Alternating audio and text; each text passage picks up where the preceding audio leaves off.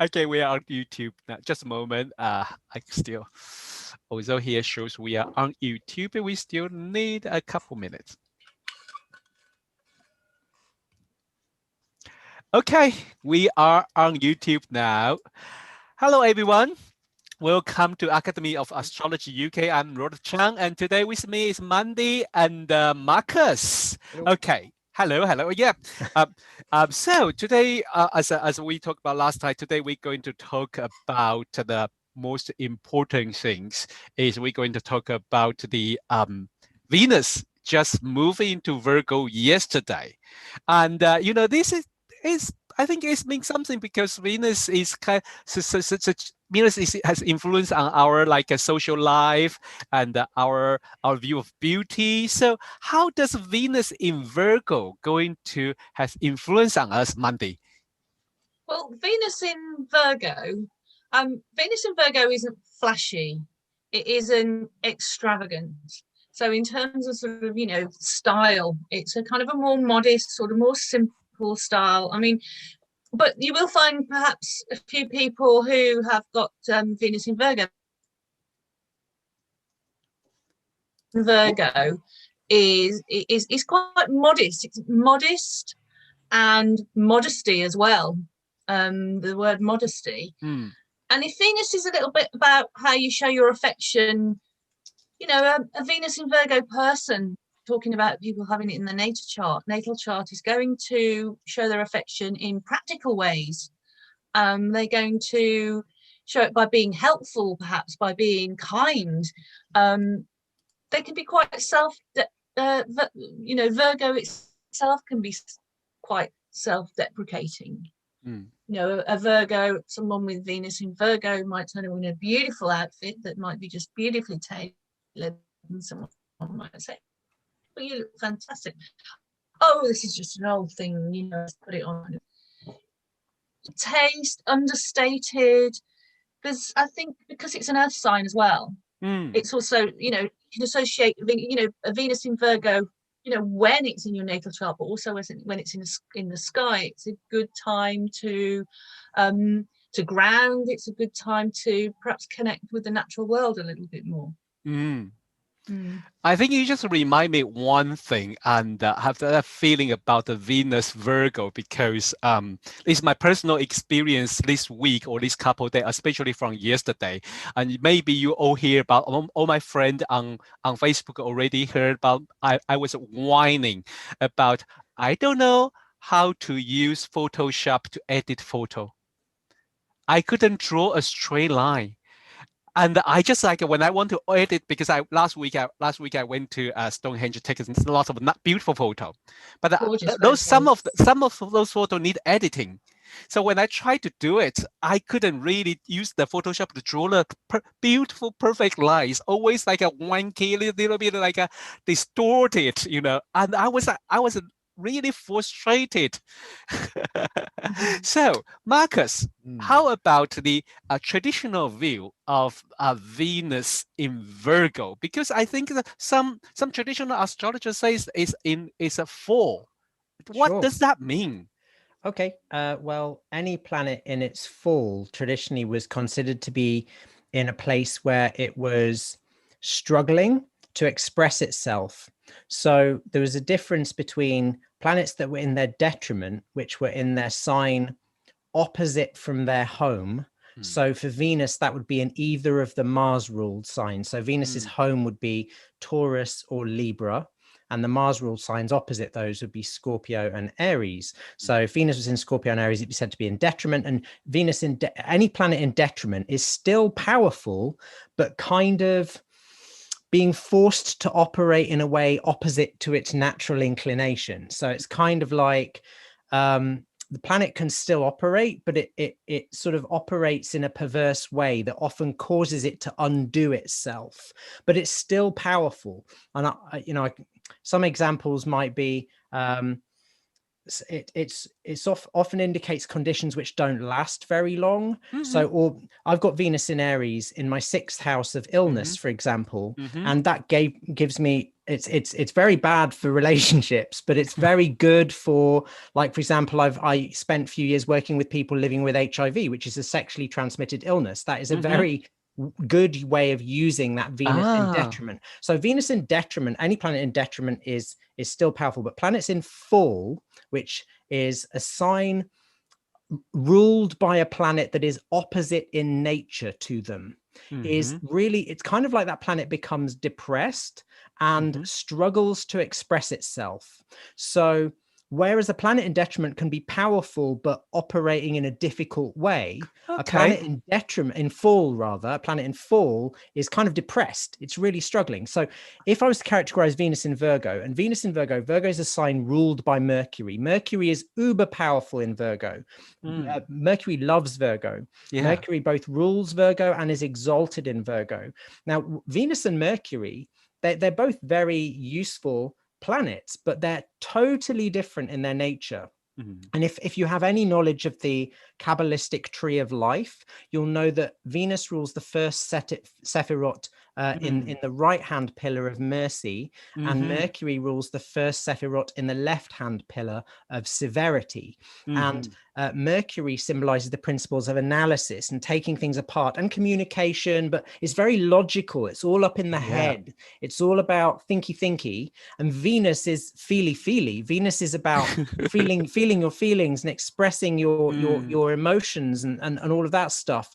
So the thing about Venus in Virgo is it's like you can analyze relationships to death. You know, it's got that you cannot. Venus is exalted in Pisces, the opposite sign, where it's like love everything, don't analyze it, just feel baby, feel, and then everything's great, you know. But Venus in Virgo is like, can't go out with him, he's got the wrong shoes on. Do you know what I mean? It's kind of, it can be a bit like that at its worst.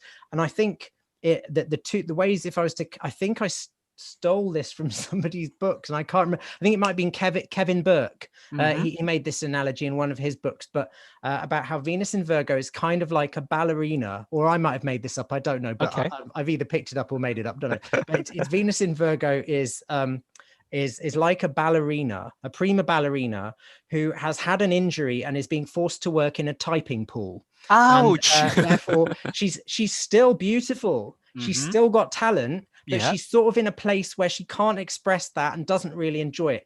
There's two subtle differences I'll give, and then I'll shut up, between Venus during the day and Venus at night. And it's a really interesting mix, this, because Venus is one of the planets traditionally that was stronger at night. Generally speaking, the moon and Venus and Mars were better in charts of night. Venus and moon because they were more powerful at night, Mars because he was made less naughty.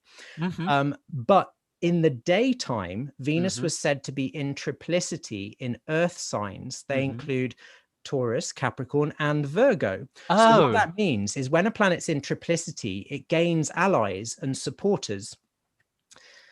But when it's like Venus is at night in what's called sect, traditionally, it gains a bit more power and autonomy. So Venus in Virgo has like a choice. During the day, she is in triplicity. She has allies and supporters, but she has no power.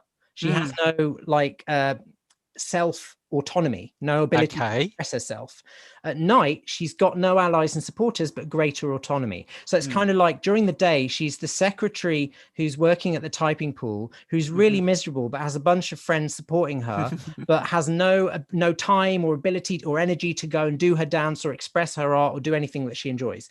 At night, she's got no mates. She hates the work, but she's able to take evening classes and do the things she loves. Do you know what I mean? So it's kind of like, there's an interesting, that when people think of traditional astrology, they sometimes accuse it of having no nuance. That is absolutely untrue. And this is so interesting. We're looking at one planet in one sign. We're not even considering other aspects or houses or placements or whatever. There's a lot of nuance there. So anyway, I'll shut up. No. Mandy, what do you think? It's so interesting, right? Because usually when we think about a traditional view, we just like, oh my God, it must be black and white, this and that. No, because when we think about the Venus in Virgo in the beginning, most people only know about the Venus in Virgo is 4. and that's it. And maybe we got some people, if they have like a Venus in Virgo in their natal chart, probably already thinking about, oh my God, you see, my Venus, oh, my love life should be very terrible. But now you know that Venus in the daytime chart is in Virgo, is in his triplicity. Yep. So maybe you can get help from you. You can surrounded by friends, surrounded by your friend, get help from friends. But if in the night chart you still own a little bit of power. Yep. Exactly. That is very interesting. But how about the kind of a sense of beauty to work with Virgo? Do you want me to answer that or Mandy? I don't know. Mandy, make it. Maybe let's both answer that, but Mandy starts. Okay. Well, I'm going to first go off on a tangent, as I always want to do. Inspired by something Marcus said, your sort of ballerina and typist analogy. I used to know a couple of ladies who were court stenographers. And a court stenographer is someone who records everything that's said in court, and it's a special machine, and it's a really, really special skill, because you need a ton of manual dexterity. You need to be able to concentrate. You need speed. So you're talking sort of quite to control everything as well. You need to sort of you can't miss anything. That attention to detail is massive. So that kind of reminded me a little bit of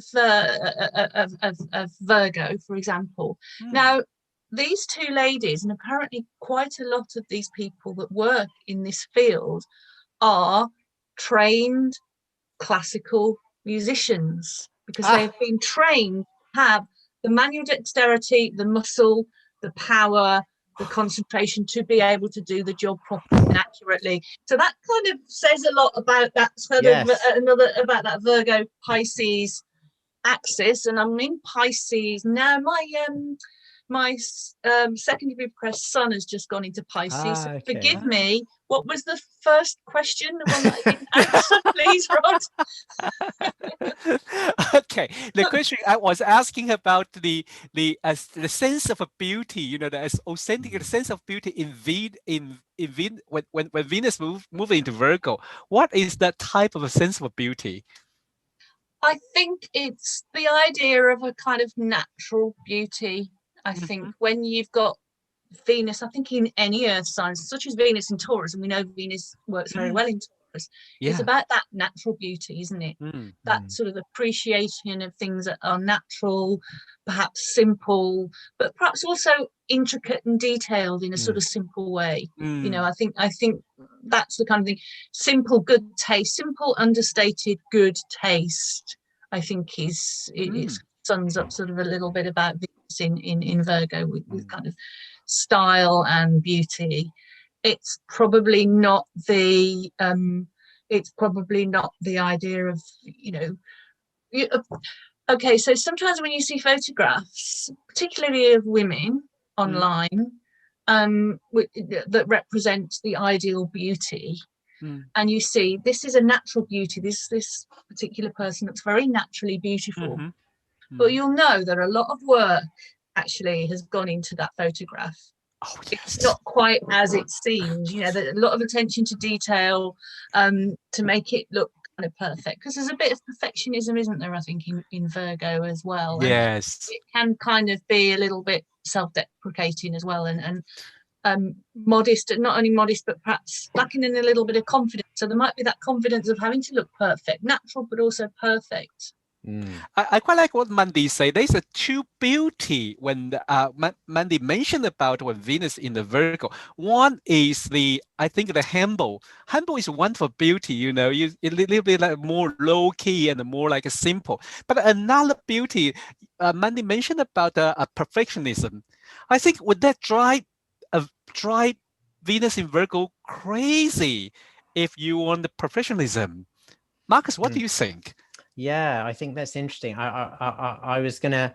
I don't know Anna Wintour's chart, for example, but I sometimes think a little bit Anna Wintourish, Devil Wears Prada. That level of detail about the right belt with the right outfit, with the right shoes. It can be But I agree, Mandy. I think that the natural simple, but I'm kind of thinking like detailed embroidery, or I know I have a friend with Venus in Virgo conjunct the midheaven, and she makes beautiful tiny cast metal jewelry, silver and gold, but tiny little birds and little flowers, and really detailed sort of filigree work things. So Venus in Virgo absolutely does beauty, but it's often very detailed, intricate, or natural. It's kind of like, I also think of like meadows of wildflowers, but very well tended, you know, very well weeded and kept, you know. So because the Virgo's got this interesting mix of natural earth sign stuff and meticulousness, so an attention to detail. So yeah, it's I'd interesting. Broderie anglaise, a type of sort of fabric that's kind of very detailed. That's very, very, very fashionable at the moment, and it's hitting the shops right now. That's really interesting, because that's exactly what I'd think of, you know, that little embroidered. It looks kind of simple. It looks kind of like a natural sort of countryside. You associate it with kind of, you know, a country girl in a nice Broderie anglaise dress, but it is that very intricate. Really, that's interesting. In another way, Venus also related to our social life, our interaction with other people, or our friends, or even, you know, relationship and love. So what your view of like during this time? I still always remember, I think maybe Marcus still remember once, I was like went out for a date or something, and there was a Venus in Virgo, and end up quite upset me, and come back, and one of our friends say, "What's wrong with you? You go for a date during the Venus in Virgo." I was like, what do you think about the Venus in Virgo? How we handle our friendship, our social life, or relationship? Do you? Shall I go? Please. Okay. I mean, I think Venus is definitely challenged in Virgo, and that doesn't mean that it can't do relationships. It's just that the danger, as I say, is analyzing them out of existence, or criticizing them out of existence. So Virgo is traditionally a loud voiced sign. Like the Mercury ruled signs both were Gemini and Virgo, because you know, it makes sense, it's Mercury. So Venus in fall in Virgo is kind of like, Venus is unhappy, she's not going to be quiet about it. It's kind of like, I want these things to be beautiful, but there are too many things on my mind. They can't all be perfect, and I'm going to tell you about them. And that's the problem. so it's for the person with Venus in Virgo, it may be that, as Mandy suggested, they're very self-critical and very hyper aware of their aesthetic flaws and the ways in which they fall short of the standard of beauty, and maybe their brain won't shut up about it. And if they're very self-aware, that could be an internal thing, that they're aware that they maybe do some work like some hypnotherapy or some self-talk to sort of get out of.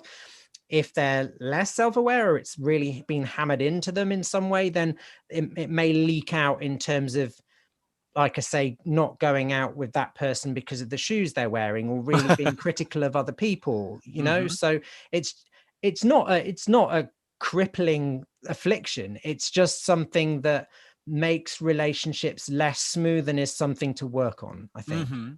So there's some lots of work to do then. Yeah, but it can give talents, as Mandy said. Like, you know, in terms of that same meticulous overthinking often lends itself to real craftiness in terms of creativity, creating beautiful things, and really getting things perfect. So when it's applied to a manual or mental skill, the results can be really beautiful. It's just in terms of one's relationships and self-image and everything, it requires a little bit of toning down, readjustment, kind self-talk. Okay. Mandy, so what's your view? Another thing I think that Virgo can be quite a controlling sign of the zodiac. So if you're thinking about the social life, and maybe thinking about the person who organizes and makes the practical organization, social life, for example, organizing for a group of people to get together. And I think there's such a thing as organizing the fun out of something. Perhaps that might be that might be a little bit of a Venus Virgo. I remember years ago, back in my clubbing days, with a very dear friend who's very Virgoan, and there was a couple who were pretty scantily dressed and kind of sort of making out. We didn't know them, complete strangers. I walked past and I'm just like, I've got loads of Aquarius, like, yeah, whatever, get on with it, what do you want to do, I'm not bothered. And this very Virgo and person went to them and told them off for sort of like, put some more clothes on, what do you think you're doing? Oh my God. Critical thing, that very sort of critical thing. But yeah, absolutely. But that's I would call that a form of leakage of that, really. It is, because it's that. Yeah.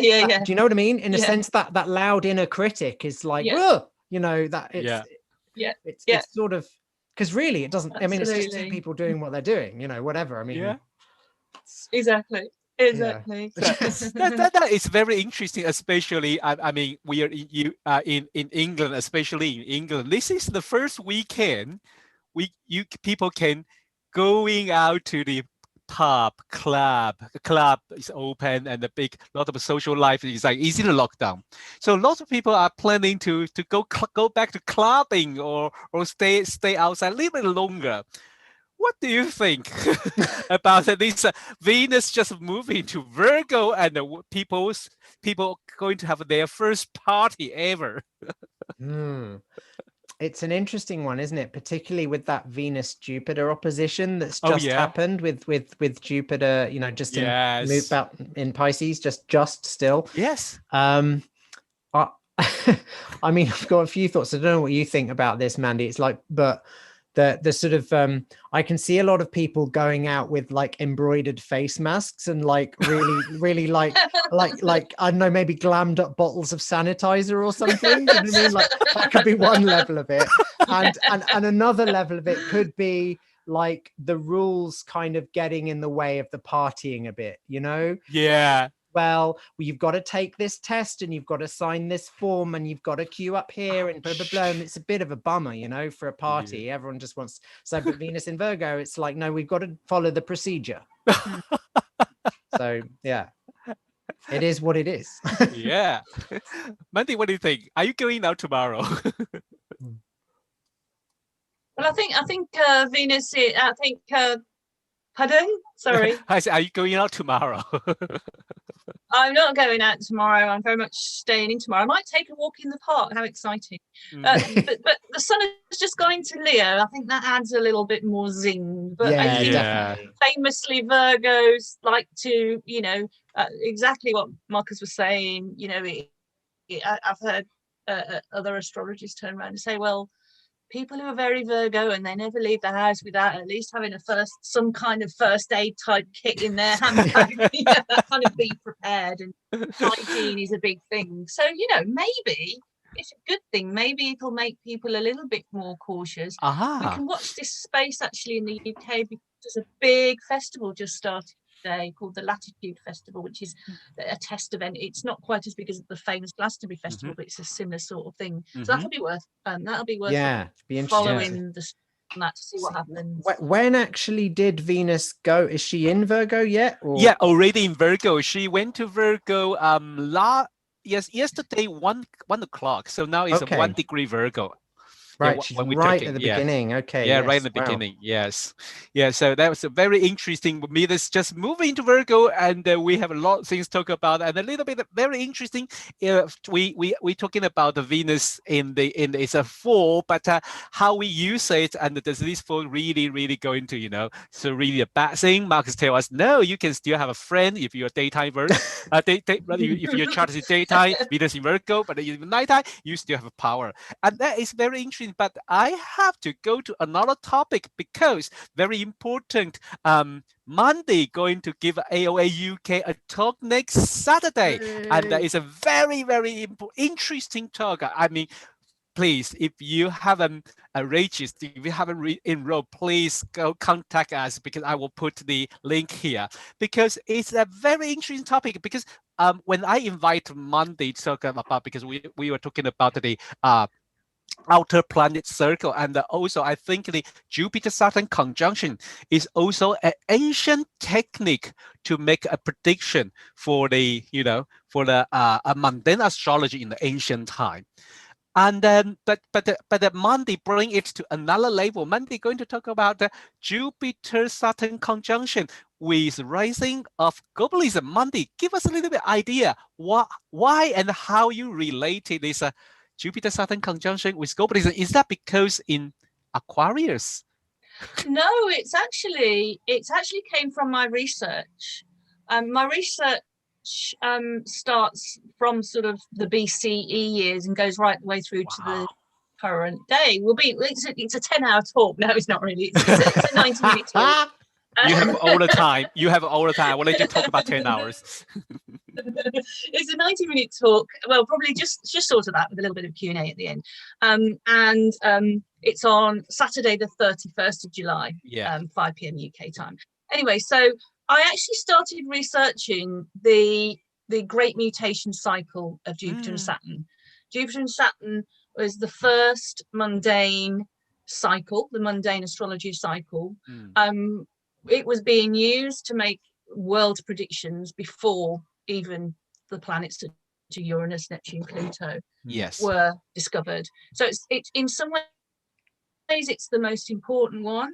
It's also the Jupiter-Saturn cycle also, I think, represents the bridge to the outer planets in the fact that, and also the bridge from the inner planets, because they're the social planets and they're almost like the superego, if you know what I mean. And when I went through my research, I was particularly interested in tracking what happened with the great mutations. Now, very quickly, I'll explain it properly when I do the talk. So every 20 years, there's a conjunction of Jupiter and Saturn, and they spend more than 200 years falling in the same element. So they'll go through fire for 200 years, earth, and so on and so forth. So I wanted to research the themes of these sort of longer periods of time. And what I actually found was I had to focus on something. So I decided to focus on communications. So how we communicate in all the different ways that we communicate, from the written word to sort of right the way to digital at the moment. What I discovered was that there is a transition period when the conjunctions are about to finish in one element and move to the next element. They go back and forth a little bit. So they'll sort of, they'll come out of fire, go into earth, back into fire, and then finish. And it's those transition periods, which last between 40 and 60 years, that I saw has the most advanced and accelerated change, particularly in the topic that I was researching. And when I actually came to look at my research in the round, I discovered that actually things that happened in BCE in terms of human communication actually have led exponentially to where we are now, in a world where we are so globally connected, where we can just, anyone in the world who's got the internet and YouTube can be watching this video tonight or tomorrow or the next day or whenever they want to watch it. So it's basically using the themes of Jupiter and Saturn, which is basically Jupiter and Saturn, very, very basically. I'll go into detail obviously during the talk. Basically, it's how ideas become reality and become manifest, and in the human world. Basically, that's what the cycle in essence is all about. So I go through all the elemental ages, not all of them, obviously. We really would be there for 10 hours, but the most important ones of the last sort of 500 or 600 years, and how it's going to be fascinating. That would be really so excited. interesting. I mean, it's just a very, very quick example, hopefully, to whet the appetite a little bit. It's an international talk, by the way, so if you're not from the UK, don't worry. It's world history pretty much. It's certainly Western history. But when I was researching the Royal Mail, I noticed that there were major developments in the Royal Mail during those transition periods into a new element. So for example, it was the Royal Mail, so it was only the mail for the royals, and in 1635, during the transition period, it was made public so the public could use it. Or it wasn't a very workable thing, so during the sort of the transition period, I think it was into Earth, actually. I can't remember exactly. another transition period. So we're going right into the sort of 19th century during the transition period. Then there was a major reform, and we had the penny post, for example. So oh my God, Mandy, I have to stop you. Mandy, I have to stop you. You give too much detail. But too much detail. Well, I won't tell you the last bit then. I won't tell you. I won't tell you the. Okay. I won't tell you the conclusion, but you'll see. And of course, you know, as we know, mundane astrology is much more complex than just Jupiter Saturn. You know, so Jupiter Saturn, you know, it's the real background. So as I go through all the things, relevant things that have happened, I'll also just mention and talk briefly about all the other mundane cycles and the other sort of, you know, planetary conjunctions and oppositions, etc., that sort of triggered these things. So it's really exciting, actually. I had great fun researching it and putting it all. Wow, I can't wait. I can't wait to listen Monday's talk. So it's on the 31st of July, 5 p.m. UK time. I already posted the link, the enrollment link on YouTube with this video. So if you're interested in Monday's talk, please contact us, click that link and contact us. So I really can't wait to hear. But you know, next Friday, we still have another podcast before Monday's talk. So we will remind everyone. Maybe you could finish your post office example then, Mandy. Do you know what I mean? Yeah, part two. Watch this space. Sorry about that. Sorry about that. Because I'm not really giving much away because there's like hundreds of examples. By the sounds of it, you've done an absolute ton of research. Yes. So I'm really intrigued to see it. I think it's so interesting about the right way of change during this mutation. That is cool. That is really cool. I'm betting that's just one of many examples, Mandy. Am I right? You found some other interesting. There might be. There might be a few. There might be maybe. Okay, thank you everyone today to stay with us on the YouTube, and we have a very, very fun evening talk about Venus in Virgo. Even Venus in Virgo, we still have fun. And we understand how to manage the Venus in Virgo, even it's a fall, but with Marcus' technique, maybe you know how to handle it. You know, you still have power or you still have friends. And then don't forget Monday's talk on Jupiter, Saturn conjunction, and with the rising of Globalism on 31st July, 5 p.m. UK time. Please contact us for the enroll. Thank you, everyone, and see you next week. Bye-bye. Bye.